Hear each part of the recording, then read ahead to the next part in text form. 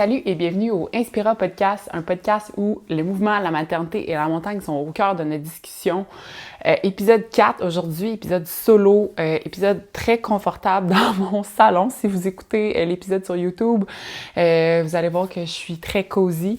C'est un petit peu l'intention derrière mon podcast, pas trop me compliquer la tête, pas de studio, micro portatif, on garde ça très simple. Déjà l'épisode 4 de la saison 1, j'avais envie de faire un épisode plus en profondeur pour parler vraiment plus en détail de ma grossesse. C'est un sujet qui m'a été demandé. Puis c'est aussi un des mots thèmes du podcast puis de mon entreprise, la maternité. Donc je trouvais que c'était très d'opportunité là, de vous en parler. Deuxième grossesse, déjà, on dirait que j'étais enceinte de ma fille Zoé, c'était hier. J'ai appris que j'étais enceinte de Zoé en avril 2022, puis j'ai accouché le 29 décembre 2022. Puis là, pour cette grossesse-là, deuxième petite fille, on a appris que j'étais enceinte début juin, donc c'est environ les mêmes dates. J'ai une date prévue d'accouchement le 18 février. Fait que c'est ça, aujourd'hui, on va rentrer en détail sur comment ça s'est passé, c'est quoi qui nous a mis la puce à l'oreille que j'étais enceinte, comment ça s'est passé le premier trimestre. Là, je suis maintenant à 15 semaines. Quand l'épisode va sortir, je vais être à 16 et demi. Fait que le premier trimestre est officiellement terminé. On va aussi parler de mes objectifs d'entraînement. Je m'entraînais pour un 65 km de course en sentier. Un petit peu le deuil de certains objectifs quand tu es un athlète puis tu tombes enceinte. Puis à la fin de l'épisode, je vais répondre à certaines questions là, que j'ai reçues dans un petit Q&A spécifique que j'avais fait il y a quelques semaines par rapport à l'épisode là, que j'allais tourner. Donc, merci d'être parmi nous. Je m'appelle Charlotte. Si tu tombes sur mon épisode de podcast puis que c'est nouveau pour toi ou mon extrait si tu l'entends sur les médias sociaux, merci d'être là. Je suis, comme j'ai déjà mentionné, maman d'une petite fille. J'ai 31 ans. C'est ma deuxième grossesse. C'est fou parce que on dirait que j'ai de la misère à processer que je suis déjà maman. Des fois, je dis des choses, je suis comme « Hey, je suis une maman ». Puis là, je vais être maman 2 fois de 2 petites filles. Ça, c'est une question qui revient souvent. Puis j'allais en parler de toute façon. Est-ce que c'était voulu? Je trouve ça touché comme question, tu sais. Oui, c'était voulu. On a toujours voulu 2, peut-être 3 enfants. On s'était dit qu'on allait y aller un à la fois. On n'avait pas de temps qu'on voulait que nos enfants soient... Je veux absolument que mes enfants aient 1 an d'écart, je veux absolument... on s'était dit qu'on allait vivre la maternité, la parentalité avec Zoé, qu'on allait voir comment ça allait. Mon conjoint, il est déployé en ce moment jusqu'en décembre en Lettonie. Puis on dirait que même si avant d'avoir des enfants, jamais j'aurais pensé que j'avais la fibre maternelle. Puis je pense que c'est comme... début du printemps de cette année, j'avais comme une espèce de calling. Là. C'était comme plus fort que moi. On dirait que je pouvais pas attendre jusqu'à, mettons, quand il allait revenir pour tomber enceinte. J'avais envie d'être enceinte maintenant. J'avais envie d'avoir un autre enfant maintenant. Chose que j'aurais jamais imaginé dire ou penser. Fait qu'on s'est dit... Bon, on s'était dit que, bien entendu, on voulait pas, je voulais pas vivre un accouchement seul, là. On veut un deuxième enfant, mais on voulait pas un deuxième enfant à tout prix que je vive ça toute seule parce que on a une très belle relation. Germain, c'est un père incroyable, un conjoint incroyable qui m'a tellement supportée dans ma première grossesse, dans le postpartum, fait que je voulais qu'il soit présent le plus possible. Quoique ma première grossesse, on l'a aussi vécu à distance. J'étais sur un cours là, de mois 4 à mois à 36 semaines. J'ai accouché à 38. Là. Fait que, on a des styles de vie qui sont, on va dire, non standards, puis c'est correct. Fait qu'on s'est dit, si je tombe enceinte en juin ou en juillet, fait que juste avant qu'ils partent, ça va faire que je vais accoucher, tu sais, en février ou en mars. Il va être revenu amplement de temps, là, tu sais, il y aura pas de « Ah, il va être revenu une semaine trop tard » ou quoi que ce soit. Il va falloir qu'il revienne de mission rapidement, c'est quand même très compliqué. Puis quand tu vas en mission, là, tu vas un petit peu avoir la tête libre d'esprit de « Je vais-tu rater quelque chose d'important? » Quoique je sais qu'en ce moment, il n'y a pas la tête libre d'esprit parce que je suis ici avec un toddler enceinte, mais c'était ça un petit peu notre train de pensée.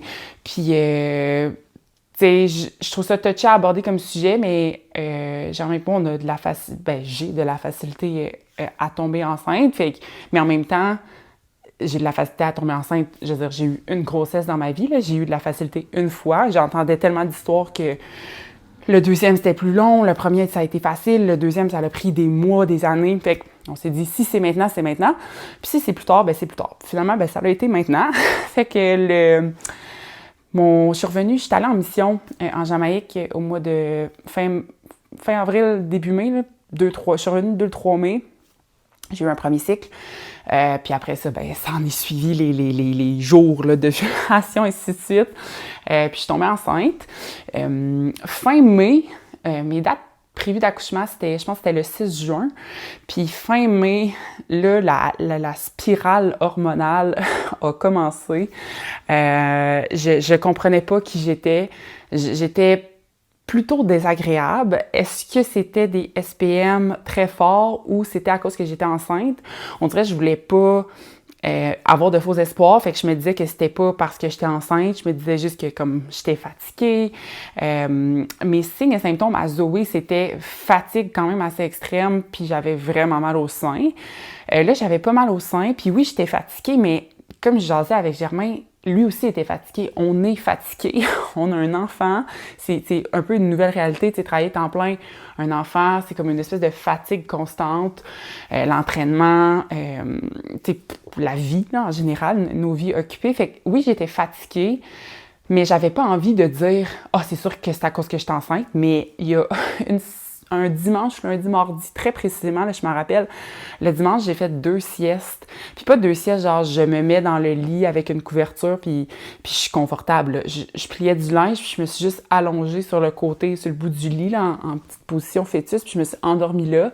L'après-midi, 2e sieste. Là, je me disais, bon, écoute, j'ai coup de fatigue, surentraînement, je m'entraîne du trop, je mange pas assez. Je voulais vraiment pas me dire que c'était à cause que j'étais enceinte parce que je voulais pas vivre une déception. Puis ça, je pense que beaucoup de femmes vont le comprendre, ça va les rejoindre. Puis le deuxième signe qui m'a dit « Si je suis pas enceinte, qu'est-ce qui se passe? » On écoutait Survivor. Puis si t'as écouté Survivor Québec ou peu importe les Survivors, il y a une semaine que c'est les retrouvailles avec les familles. Puis oui, c'est triste, puis tu sais, c'est émouvant, puis maintenant que je suis une mère, je suis beaucoup plus sensible à ces affaires-là. Sauf que là, c'était hors de contrôle. Genre, Germain me regardait, il se demandait pas ce qui se passait, il riait de moi, puis moi je riais, puis c'était des gros sanglots, comme si on m'avait dit que ma meilleure amie était décédée, là, c'était... je manquais d'air, puis là, je me suis dit, « Oh mon Dieu, si je suis pas dans ma semaine, c'est comme, puis je suis pas enceinte, qu'est-ce qui se passe, tu sais? » Fait qu'on a fait des tests. C'était un peu tôt quand même dans la fenêtre là, de détection de tests. On avait 2 tests négatifs, mais fait que moi, je m'étais dit, bon, écoute, c'est pas ça. Moi, mon chum, il était convaincu que j'étais enceinte, puis que c'était juste des tests trop tôt. Fait que je continuais, tu sais, ma vie, là, quoique ma vie n'est pas très différente, enceinte ou pas enceinte, là, je fais pas de la cocaïne, là. Je fais pas de la cocaïne, fait que ça va. Mais c'est ça, je voulais pas m'avouer que c'était ça, puis on a fait un autre test, je pense le 3e jour de retard de mes règles. J'ai partagé d'ailleurs une vidéo sur mes médias sociaux, puis bien évidemment, j'étais enceinte. À certains des tests négatifs, je pense que c'est le 2e, Germain, il m'a dit « Bon, ben t'es juste désagréable dans le fond. » J'étais vraiment désagréable. Tout me tapait ses nerfs. On dirait que rien ce qu'il faisait était correct. Puis quand tu as des gros highs hormonales ou gros lows hormonales comme ça, autant syndrome prémenstruel, puis ça, les femmes, vous allez me comprendre, on se comprend pas, tu sais. Mon chum, je l'aime, il me tape pas ses nerfs, mais là, il me tapait vraiment ses nerfs. Puis au fond de moi, je me disais, j'espère vraiment être enceinte parce que sinon, qu'est-ce qui m'arrive? Les autres pré-symptômes avant les tests, sur mes courses, j'avais vraiment de la misère à gérer mon énergie. On dirait que j'avançais pas. Durant mes workouts au gym aussi, tout était comme vraiment difficile. Puis ça ressemblait, surtout pour la course, là, ça ressemblait pas mal aux symptômes de Zoé ou à un symptôme de surentraînement. Fait que là, la ligne, elle peut être quand même mince. Finalement, c'est ça, le 11 juin, on a fait un test en soirée, puis c'était test positif.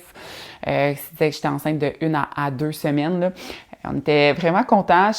J'étais surprise, mais en même temps, on faisait l'amour sans protection, là. Fait que c'est sûr que connaissant nos antécédents avec Zoé, avec Zoé, j'avais enlevé mon stérilet, je pense, un 28 mars. Puis j'étais enceinte premier cycle en avril. Là. Fait que un stérilet, ça faisait vraiment longtemps que j'avais. On dirait qu'on défiait toutes les statistiques. Donc je me disais probablement qu'à la deuxième, ça va être la même chose, mais encore une fois, je voulais pas me faire d'attente. Fait que j'étais contente, c'était voulu, c'était planifié, mais au fond de moi, je m'entraînais quand même pour un très gros défi que là, j'allais devoir mettre sur pause. Fait que je sais pas si c'est égoïste de dire ça, mais j'avais quand même ça en tête. Puis je vais dire le mot deuil, mais c'est peut-être fort comme mot, mais c'est des petites étapes de... Tu sais, j'ai pas vécu de la colère, mais j'ai vécu, tu sais, de la tristesse. Là, il a fallu que j'accepte. Tu sais, j'étais un petit peu dans le déni, comme, je vais pouvoir continuer à courir, je vais pouvoir continuer à courir. Ça, je vais en parler un peu plus tard, mais ma deuxième grossesse, ça paraît, j'ai eu une première grossesse côté plancher pelvien. Donc, tu sais, je vais continuer à courir, mais je courrai pas un 65 km. Donc, c'est dans les premières choses que j'ai faites. De canceller mon inscription pour le 65 km de l'UTHC. Ma première grossesse versus ma deuxième, j'en ai parlé un petit peu. J'ai des petites notes ici, là, si vous êtes sur YouTube puis vous voyez que je regarde mon écran. À date, c'est pas mal pareil. Je dirais que la seule différence, c'est que la fatigue est un petit peu plus présente parce que j'ai à m'occuper d'un toddler, d'un 18 mois là, à le 20 mois, très demandante. Tu sais, demandante positivement, là, je veux dire, là, c'est pas négatif, c'est juste, c'est vraiment pas aussi sexy puis glamour une deuxième grossesse qu'une première grossesse quand t'as à t'occuper d'un enfant. J'étais vraiment contente que mon chum il soit là dans les premiers 3 mois, là, 2 mois et demi, parce que j'ai pu, tu sais, faire des siestes, je pouvais comme me reposer puis lui pouvait s'occuper de notre autre enfant, chose qu'en ce moment je peux pas faire, je trouve ça quand même difficile. Fait que c'est ça, je suis pas maître de mon horaire, l'aspect de liberté que j'avais à ma première grossesse, là, c'est pas là, puis ça doit être encore le cas, tu sais, pour les gens qui ont 3, 4, 5 enfants. Je trouve que la ligne est mince entre essayer de prendre soin de moi, me reposer, m'occuper de mon enfant, faire des activités ensemble, me ressourcer. Tu sais, moi, j'aime ça m'entraîner, ça me fait du bien, trouver une bonne balance. Là, je suis toute seule, fait que cuisiner, je me suis engagée une femme de ménage. Tu sais, j'essaie d'avoir de l'aide à gauche, à droite, mais je trouve que c'est beaucoup plus demandant, c'est ça, c'est pas sexy. C'est pas sexy pantoute, une deuxième grossesse comparée à une première. Tu sais, je prends pas des bains, je lis, je me repose, je fais juste de mon mieux. Puis je dirais pas que je survis, là, je survis, je fais plus que survivre, là, ça va relativement bien, mais il y a définitivement une très grosse différence. Je sens pas que c'est moins spécial, je pense que c'est tout aussi spécial, c'est juste que je pense que ça va beaucoup plus vite puis on peut moins en profiter. C'est une très grosse différence. Il y a beaucoup de vidéos qui disent deuxième, troisième grossesse, t'as même pas de nom avant la naissance. C'est pas notre cas. On est très... je suis très bubbly. J'ai déjà commencé à planifier la chambre. On a un nom. C'est juste totalement différent parce que mon attention, spécialement en ce moment, elle est divisée. Puis je suis un adulte pour un enfant. Quand en fait, la chose plus standard, c'est 2 adultes pour un enfant, du support, puis à un moment donné, t'es 2 pour 2, puis là, ben, si t'en as plus, t'es en infériorité numérique. Fait que c'est pas mal ça. À 12 semaines, à 11 semaines, on a fait les tests prénataux, chez Prénato pour l'ADN fœtal, fait que les détections de trisomie, c'est des choses qu'on avait faites avec Zoé, c'est un choix très personnel. Puis avec ça, on sait le sexe super d'avance, c'est qu'on le sait à 12 au lieu de 20 semaines à l'écho-morphologie, je pense. Puis ça, on trouvait ça intéressant parce que Germain n'allait pas pouvoir être là aux échos, fait qu'on s'est dit qu'on allait au moins vivre la découverte du sexe ensemble. Puis nous, on n'est pas du genre à attendre à l'accouchement. Les gens qui attendent à l'accouchement, je vous trouve vraiment bon. On dirait que pour moi, savoir le sexe, c'est comme, ça l'ajoute vraiment quelque chose de concret. C'est comme, hey, je vais avoir une fille, hey, je vais avoir un gars, tu peux commencer à planifier. C'est ça, je trouve que à ma première grossesse, ça m'a comme fait le petit déclic. Hey, je suis enceinte, je vais être maman d'une petite fille. Puis là, c'est ça, on a appris que c'était encore une petite fille. Fait que les sœurs Saint-Amand, quand on a appris le sexe, Germain puis moi, on l'a appris là, avec le email que Prénato envoie. Puis après ça, on l'a appris à nos familles avec une espèce de petit gun là, qui lance de la fumée de la couleur rose.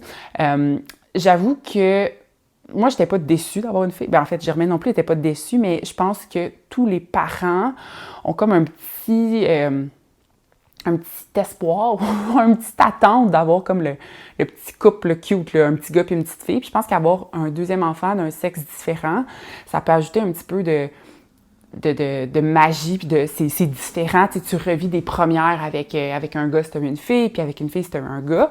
Mais le fait d'avoir une autre fille, puis tu sais, mon chum, c'est tellement un bon papa, puis ça va tellement être un bon modèle d'homme. J'essaie de pas être trop émotive, tu sais, il est pas là, puis je m'ennuie, mais tu sais, ça va tellement être un bon modèle d'homme pour mes filles, pour nos filles. Tu sais, quand mon chum il a dit « Ah, les sœurs Saint-Amand, ça sonne tellement bien », genre j'avais envie de pleurer parce que ça sonne bien, on va élever des petites filles intelligentes. J'espère qu'on va être des bons modèles pour elles, puis c'est ça, je pense que ça va juste dire qu'on va peut-être s'essayer pour un troisième.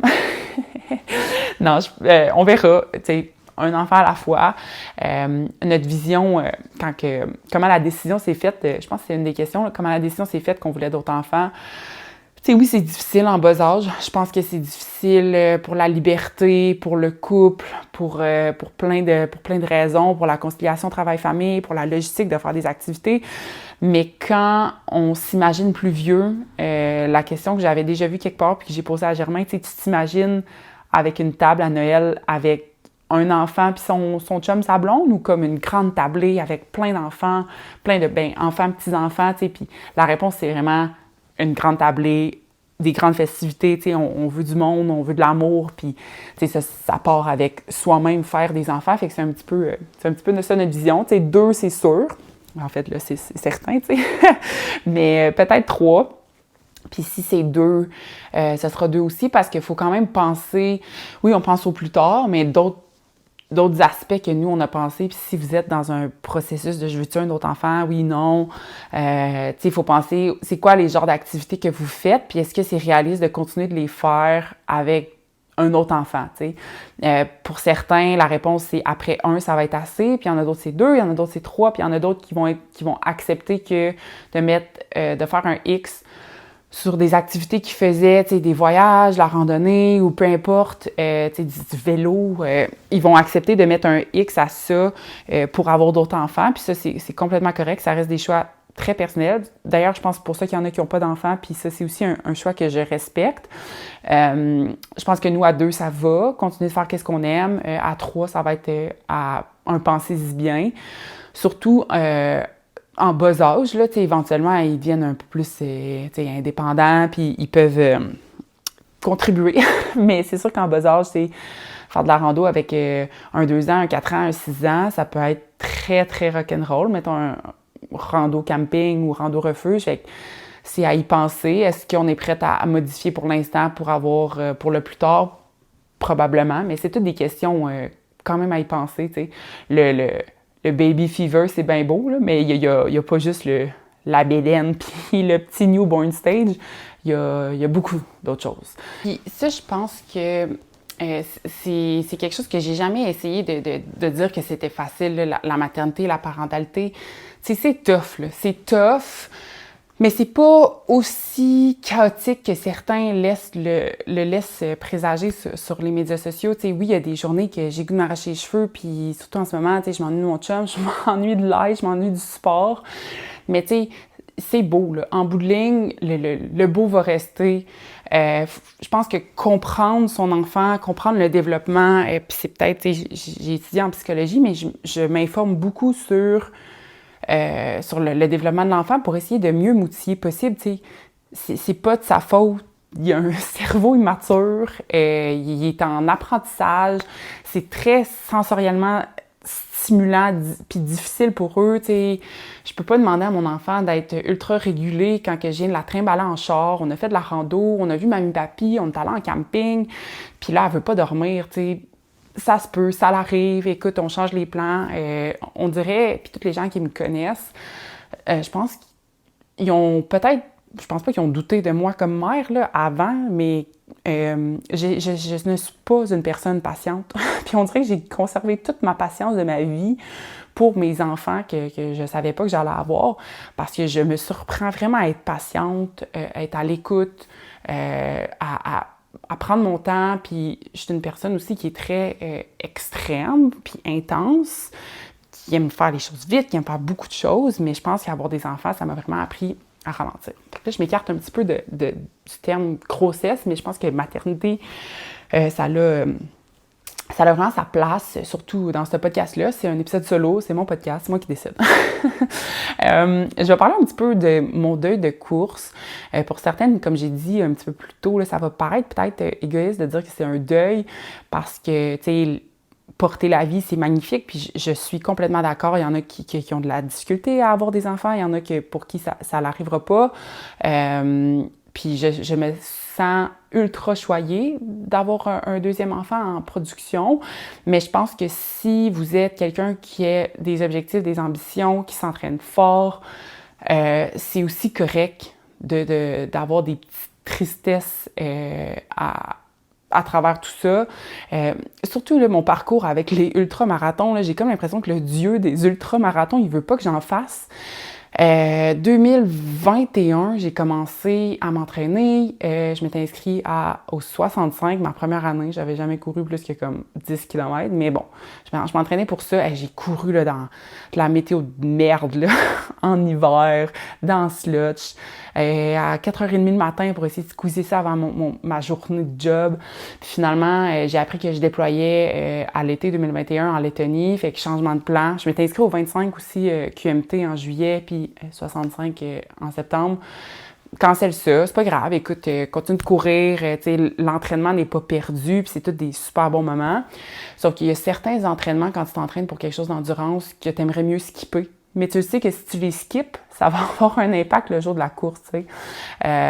Fait que c'est ça. Deuxième année, je recommence à m'entraîner. Quand je reviens, je me suis entraînée en mission, mais je recommence, c'est plus spécifique à partir de comme janvier. Même chose, des entraînements dans l'hiver, dans la merde, dans tombe enceinte. Bon, changement de plan. Puis là, je me suis dit, quand j'étais enceinte de Zoé, que j'allais m'inscrire, puis ça allait être mon objectif postpartum, 8 mois postpartum. Je l'ai fait. J'ai couru, puis quand j'ai passé la ligne d'arrivée, je me suis dit, j'en veux plus, c'est malade, ça fait mal, mais comme c'est tellement gratifiant, c'est tellement puissant d'être capable de parcourir autant avec juste son corps, ses capacités physiques, mais ses capacités mentales aussi. Fait que je me suis inscrite au 65. Encore une fois, petit down season, janvier, je recommence 6 mois d'entraînement, je retombe enceinte. Mais tu sais, c'était voulu, là. C'était pas un accident que je savais pas que ça allait arriver, là. Je savais que c'était une possibilité, puis je savais que si ça l'arrivait, j'allais pas pouvoir faire ma course, mais ça a quand même été un petit... c'est pas ma saison en ce moment, je suis pas dans ma ultra runner era, là. Je suis dans ma trying to make it mom era, puis essayer de fitter des choses qui me font du bien physiquement, mentalement. La course, durant ma première grossesse, j'ai couru jusqu'à 32 semaines. C'est sûr qu'à la fin, c'était très fractionné. Puis là, je sens... j'avais pas vraiment d'impact plancher pelvien. Tu sais, je me pisse pas dessus, là, pour les curieux qui se demandent ça. Sauf que là, récemment, un petit peu avant de tomber enceinte, j'ai recommencé à avoir la physio périnéale parce que je sentais que certaines fois, quand je voulais aller trop vite, j'y fallait vraiment jouer aux toilettes. Là. Tu sais, j'allais aux toilettes d'un boisé, là, des calvettes sur le bord de la route. Puis je savais que quand je tombais enceinte, que j'allais pas pouvoir courir aussi longtemps. Puis ça aussi, c'est un petit deuil parce que même si je sais que je suis capable de faire la rehab postpartum, j'aime vraiment courir. Ça me fait vraiment du bien. Puis oui, je sais que je peux faire d'autres types de cardio. Je peux marcher en incliné, je peux faire du vélo, je peux faire n'importe quoi d'autre, mais c'est pas pareil. Puis si t'es une coureuse ou un coureur, tu vas comprendre. Si t'es un coureur, tu comprendras pas, à moins que tu aies déjà eu une blessure, puis il a fallu que tu ralentisses ou tu prennes une pause. Mais c'est tough. Puis c'est tough aussi, la rehab postpartum, puis je l'anticipe, j'essaie de pas trop l'anticiper négativement, tu sais, avec peur ou angoisse. Je sais que ça va revenir. Moi, ma physio, elle m'a déjà dit, tu sais, il y a des gens qui déchirent jusqu'à l'anus, puis ça va revenir, tu sais, ils vont s'en remettre. Fait que je me dis, ça n'a pas été mon cas, là, d'ailleurs, à Zoé, mais je me dis que peu importe la blessure, on s'en remet. Ça va juste être peut-être plus long, plus difficile. Il va falloir adapter, mais c'est un petit peu ça que j'anticipe. Puis, tu sais, je suis aussi très au courant des signes et symptômes. Tu sais, j'ai fait ma formation d'entraînement pré-postnatal, puis je continue de faire de la formation continue. Tu sais, envie d'uriner quand tu sais que tu es allé aux toilettes, mais ça fait 5 minutes que tu cours, tu sais, lourdeur, c'est tous des petits signes que je me dis, est-ce que je veux le pousser? T'sais? Non, la réponse est non, je veux pas le pousser. En ce moment, je suis quand même encore à l'aise de faire du fractionné, mais je peux plus faire du continu. Moi qui courais pendant des heures, ben en ce moment, mon continu, c'est comme 5 minutes. Fait que ça, c'est un petit peu... c'est très décourageant, mais ça va se placer. Puis là, je suis sortie du premier trimestre. L'autre sujet que je vais aborder avant de répondre aux questions, là, c'est l'entraînement. Fait que, première grossesse, je me suis entraînée jusqu'à la fin. La veille de mon accouchement, là, je m'entraînais. Bien entendu, entraînement modifié, adapté, l'intensité selon comment je me sentais. Mon premier trimestre de cette grossesse-ci, je l'ai trouvé très difficile en termes d'adaptation, même si j'étais au courant, même si c'était la deuxième fois que je faisais ça. C'est pas parce que c'est la deuxième, troisième fois que tu le fais que c'est nécessairement plus facile. Mais j'étais vraiment fatiguée, j'avais de la misère à gérer mon corps dans l'espace-temps, j'avais de la misère de me motiver, je trouvais que je prenais vraiment des longues pauses. Puis il a fallu comme que je me parle, puis je me dise, c'est correct, c'est temporaire, cette fatigue-là va partir, puis tu le sais parce que tu l'as déjà vécu, puis c'est aussi très bien documenté, là, la fatigue du premier trimestre. Puis, tu sais, j'essayais de me donner des petites tapes dans le dos, puis des petits encouragements que, ben, c'est aussi mon seul symptôme. Je veux dire, il y en a qui passent leur premier trimestre, même leur grossesse, la tête dans le bol, que tout leur lève le cœur. Moi, j'ai pas eu d'aversion de nourriture, à part peut-être le café, mais ça m'a fait ça aussi, c'est l'été, la chaleur, ça me tentait pas. Mais sinon, tu sais, mon alimentation, elle a pas vraiment été impactée. Fait que je me suis donné, j'ai été indulgente avec moi-même, chose que je ne suis pas souvent. Je suis très tough. Je suis très tough avec moi-même. Puis une chance, mon chum est là, puis j'ai des bons amis aussi qui m'aident là, à me gérer. Mais c'est ça, l'entraînement a été difficile. J'ai bien entendu diminué la course. Je m'entraîne encore 6 fois semaine. Là, je suis sortie du premier trimestre, puis je sens mon énergie est revenue. Je m'entraîne encore 5 à 6 fois semaine. Là. Bien entendu, cette semaine, par exemple, j'étais en randonnée mercredi, jeudi, vendredi, puis samedi. Ben, aujourd'hui, on est samedi, en fait, mais j'ai juste marché. Puis c'est correct aussi. Je sais que c'est pas la fin du monde, ça va revenir. Je profite de ces journées-là pour me reposer parce que c'est un mot que je ne connais pas le sens. Je sais que des fois, faire des choses qui sont ressourçantes pour moi, m'entraîner, aller en randonnée, sortir en plein air, oui, c'est ressourçant, puis ça me fait du bien, mais ça m'ajoute aussi de la fatigue. Puis ma récupération enceinte, j'ai dû apprendre un peu à me réhabituer à cette récupération-là qui est pas comme d'habitude. Là, je suis pas 100% moi-même. Puis c'est normal, je suis en train de faire grandir un humain, faire grandir des bras, des organes, tout en essayant d'élever un petit humain qui a besoin de moi. Elle a vraiment besoin de moi. Fait que, je l'accompagne au dodo, des choses comme ça. Fait que, c'est de l'adaptation, l'entraînement. Je pense qu'il faut pas, si c'est votre première grossesse, puis vous êtes quelqu'un de très rigide face à l'entraînement, je vous comprends, mais il va falloir lâcher prise parce que ça vous fait plus de tort que de bien, ça c'est certain. Puis les recommandations, c'est 150 minutes d'activité modérée ou intense, puis j'ai comme appris que si c'est 150, en fait c'est jamais 150, c'est tout le temps plus, là. Mais, c'est ça les recommandations. Puis pour la femme enceinte aussi, c'est ça. Puis j'avais même lu une étude que plus n'apportait pas nécessairement de bienfaits pour le fœtus ou la mère. Oui, en bout de ligne, être plus actif, c'est bénéfique, mais, ça peut être correct aussi une semaine à 150 minutes d'activité intense modérée. J'ai des fois des semaines que j'avais 500, puis je me disais, je suis fatiguée, je suis enceinte, chill, là, la mère, là, tu sais. Mon chum, il me dit ça, chill, la mère. Puis c'est ça.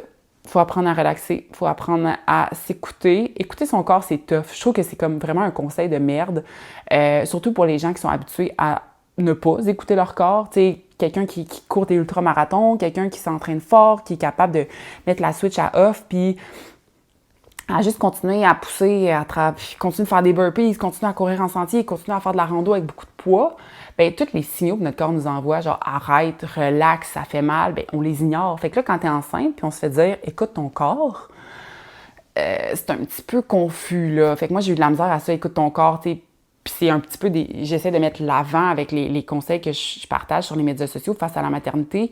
C'est quoi écouter son corps? Tu sais, écoute ton corps à la course. Mais c'est quoi? OK, j'ai envie d'uriner trop rapidement. Je sens des lourdeurs. J'ai mal à la symphyse pubienne. Tu sais, ça me tire dans les hanches. Ça, c'est des petits signes que si tu es au courant, c'est quoi écouter son corps, en guillemets, ben tu vas être plus en mesure de dire « c'est un red flag. Il faut que je ralentisse, il faut que j'arrête, il faut que je modifie, il faut que je m'adapte. » Fait que c'est ça que j'essaie de mettre de l'avant, là, puis parce que moi, c'est ce qui m'aurait vraiment aidé. Fait que quand j'ai fait ma formation, c'était très bien expliqué, parce que elle aussi, tu sais, c'est une formation faite par une athlète, c'est Pregnant and Postpartum Athleticism. Fait que, tu sais, c'est vraiment, elle parle du cerveau de l'athlète, puis quand tu tombes enceinte, les similarités. Fait que, honnêtement, cette formation-là m'a vraiment ouvert les yeux. Je suis une meilleure athlète et une meilleure maman athlète que je l'étais. On va rentrer dans les questions parce que j'ai touché un petit peu certains sujets. Alimentation, être enceinte, est-ce que tu as changé des choses? J'ai pas changé grand-chose. Tu sais, je consommais pas d'alcool déjà. J'ai arrêté de boire quand je tombais enceinte de Zoé, puis j'ai juste jamais recommencé. Comme j'ai dit au début, je prends pas de cocaïne. Fait que ça va. Tu sais, bien entendu, je suis les recommandations, là, tu sais, les fromages, pâtes molles, non pasteurisées, j'en prends pas, les sushis, tu sais, poissons crus, je fais cuire ma viande. Fait que ça, c'est comme les seules choses. Je mange pas d'œufs coulants, c'est les seules choses. Puis en bout de ligne, c'est des recommandations. Mais tu sais, le matin, dans mes smoothies, je prends de la poudre de protéines. Tu sais, j'ai coupé une coupe d'affaires, là, tu sais, tous mes drinks de glucides avec, tu sais, des affaires là, que tu retrouves à Shop Santé, là. Ben ça, j'en prends plus, tu sais, c'est pas nécessaire. Je prends pas de BCA, je prends pas de créatine, j'ai coupé la créatine. C'est un petit peu les seules choses. Sinon, mon alimentation est très équilibrée. J'essaye de manger beaucoup de protéines, de me concentrer à apporter des collations protéinées plus que d'habitude parce que je sais que ça m'apporte de l'énergie, ça me donne... ça m'aide avec mon 4 à 7 ici avec mon enfant, mais c'est ça, manger assez, chose qu'on sous-estime, mais c'est pas vrai qu'il faut manger pour deux. Je pense que les recommandations, mon nutritionniste, avant de tomber enceinte de Zoé, m'avait déjà dit, tu sais, premier trimestre, aucune calorie supplémentaire, deuxième trimestre, je pense que c'était 100, 200, puis troisième, 300, 400, mais en bout de ligne, c'est juste pour dire que pas besoin de manger pour deux. Je pense que la partie de la maternité, de la grossesse, qu'il faut manger plus, puis que les gens ils mangent pas plus, en fait, c'est en postpartum. Quand tu allaites, puis que ton corps a besoin de récupérer, c'est là qu'on devrait quasi augmenter 5, 6, 700 calories de plus par jour. Mais quand tu viens d'accoucher, tu veux retrouver ton corps. Fait que là, je parle avec cette voix-là parce que c'est comme les standards. Mais c'est ça. Puis je pense que en fait, l'alimentation quand tu es enceinte, c'est aussi important de manger des choses qui te font du bien, mais il faut aussi être conscient que ce qui te fait du bien, si c'est des croquettes, tu peux pas manger des croquettes 3 fois par jour parce que c'est pas ça qui est bénéfique pour ton enfant que tu es en train de faire grandir, mais c'est pas bénéfique non plus pour toi qui essaie d'avoir une énergie optimale. Il y a personne qui mange croquettes frites qui se sent à son top shape. Là. De temps en temps, ça va. Mais c'est ça. Fait que j'ai pas changé grand-chose. Deuxième question, si j'ai vécu de la fatigue, des maux particuliers en début de grossesse qui ont affecté mes entraînements, j'en ai pas mal parlé, mais ouais, la fatigue, là, m'a rentré dedans pas mal. Puis là, en ce moment, quoi qu'à ma première grossesse, j'avais vraiment mal aux seins. Ils sont devenus vraiment gros. Dès le début, là, c'est arrivé comme plus récemment. Puis c'est vraiment pas confortable. Là, moi, c'est quelque chose que comme... Ça me vient vraiment me chercher. Je pense qu'il va falloir que je commence à mettre 2 brassières, là. Déjà, de une paire de l'autre, je me suis commandé une meilleure paire de... pour courir enceinte ou juste s'entraîner enceinte, une bonne brassière de sport, je pense que c'est un must. Fait que c'est pas mal ça mes seuls mots qui ont affecté et qui affectent mes entraînements. Des leçons de ma première grossesse que je vais apporter à ma deuxième, ça aussi j'en ai parlé, d'être indulgent, de prendre mon temps, de ralentir, de changer mes plans, que c'est correct un entraînement qui est pas aussi intense. C'est ça, je pense que tout le podcast répond un petit peu à cette question-là. Comment tu vois la randonnée enceinte? J'en ai fait pas mal maintenant, là, enceinte de ma deuxième. J'en ai pas fait autant que je voulais à ma première grossesse parce que j'étais sur un cours militaire en Ontario puis il n'y avait pas de plein air, il n'y avait pas de rando. À Zoé, on avait fait la traversée du fjord dans le pic de ma fatigue, là, puis je me rappelle que ça avait été tellement pénible parce que c'est une rando qu'on avait bookée avant que je sache que j'étais enceinte, puis c'est 50 km la traversée du fjord, puis nous, on fait les choses intenses, on allait le faire en une nuit. Fait que 2 journées de 25. 2 journées de 25 avec Germain seul, avant ça va, mais là, enceinte, j'avais trouvé ça vraiment difficile. Puis là, c'est sûr que maintenant, comment je vois la rando, tu sais, je transporte Zoé sur mon dos avec tout le stock. Fait que j'ai appris à avoir beaucoup de plaisir dans les plus petites randonnées. Des fois, ça n'a pas de point de vue. Des fois, c'est pas un sommet. Puis c'est ça, juste vraiment dans le plaisir. Puis tu sais, là, on est dans un âge que est très émerveillée, fait que c'est ça, j'en profite. Mon temps de faire des gros projets va venir, va revenir. Pour l'instant, c'est pas ça la priorité. T'sais, avec le sac de randonnée, je mets beaucoup moins de poids sur ma ceinture de hanche. Fait que je reviens en ce moment d'un trip en refuge avec tout le stock sur le dos. La petite, c'est mon sac qui était comme 65 livres. C'est pas un poids qui me dérange habituellement. T'sais, ça reste que c'est lourd, mais je peux mettre beaucoup de poids sur mes hanches, sur la ceinture de hanche, donc mes jambes qui sont la partie la plus forte de mon corps. Mais là, je peux pas à cause que j'ai un petit bébé dans le bedon. Fait que c'était très difficile sur les épaules. C'est un peu ça que je vois la rando. Chaque saison de ma vie aura sa place pour des randos plus intenses, des randos moins intenses, des gros projets, des petits projets. En ce moment, c'est juste des projets différents. Sinon, les autres messages, c'était pas mal félicitations, blablabla. Fait que merci beaucoup. J'espère que vous avez apprécié cet épisode-là. Un petit peu différent. Je vais essayer que ce soit pas... il va peut-être avoir 2-3 épisodes solo par saison. Je trouve ça quand même le fun de pouvoir vous parler en profondeur de sujets, puis c'est ça, de ne pas rester en surface comme sur les médias sociaux.